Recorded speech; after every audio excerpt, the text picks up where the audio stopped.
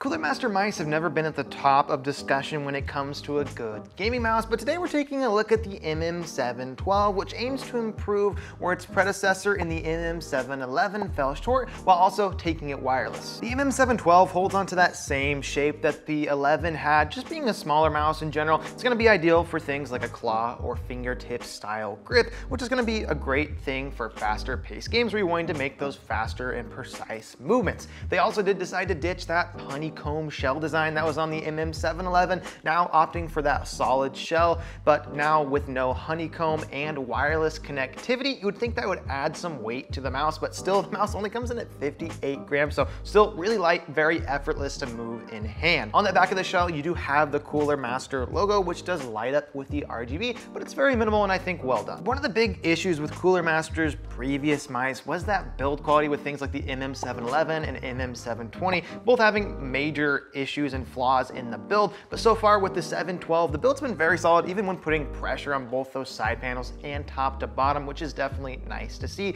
and a big upgrade in that regard. The shell also has a nice gritty texture on it that I've had no issues holding onto, but they do include some grips in the box if you wanted to use them, but honestly, I think they feel almost more smooth than the actual shell of the mouse itself, so if you do want to use some grips, I would recommend going with some different third-party options. You do get some pretty thick white PTFE feet on the bottom, with one bigger one at the front, then those two smaller ones at the back, with also of course that ring around the sensor, which so far for me have provided a really nice, smooth and consistent glide. And there is also a compartment for dongle storage, along with your switch for going between either that Bluetooth connectivity or that 2.4 gigahertz wireless connection, and then a pairing button above that. Then finally, a lot of stuff going on the bottom of this mouse, you have your DPI selection. CoolerMaster opted to use the Pixart 3370 sensor in the MM712, which allows up to 19K of DPI adjustment, and they've also shifted that sensor position forward from the MM711, making it a little bit more of an ideal position from where my hand lands on the mouse, and so far the sensor has been really spot on for me with no issues. On the front of the mouse, you have a USB-C port, which can be used with that included cable, which is actually a pretty great wireless mouse cable, being really flexible and very paracord-like,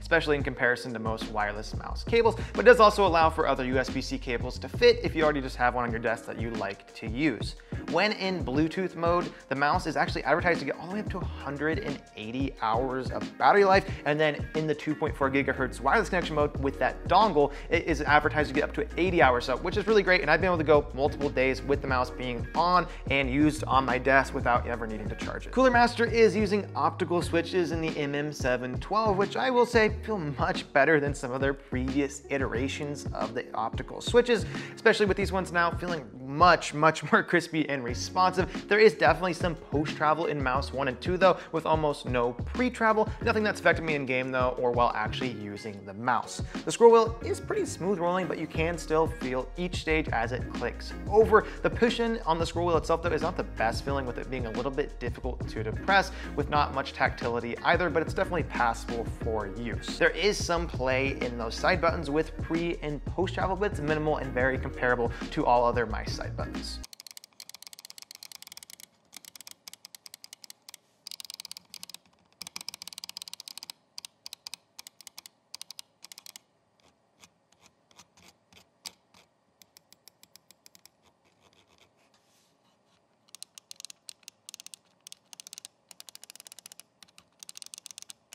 With the CoolerMaster MM712 only being $70 and not really having any glaring issues, it paints definitely a stark contrast between itself and its predecessor in the MM711. They were able to fix and revise a lot of those issues we saw with the previous mice they've had in the past, making an overall pretty great and well-rounded mouse. So if you like a smaller mouse with a claw to fingertip style grip, then the MM712 can definitely be a great option for you to consider, as it just brings a lot to the table, and for around half of the price a lot of these other wireless options are currently at on the market. Thank you guys so much for watching the video. Hit the like button if you found it helpful, and do consider subscribing. Check out some of the other mouse reviews on screen now.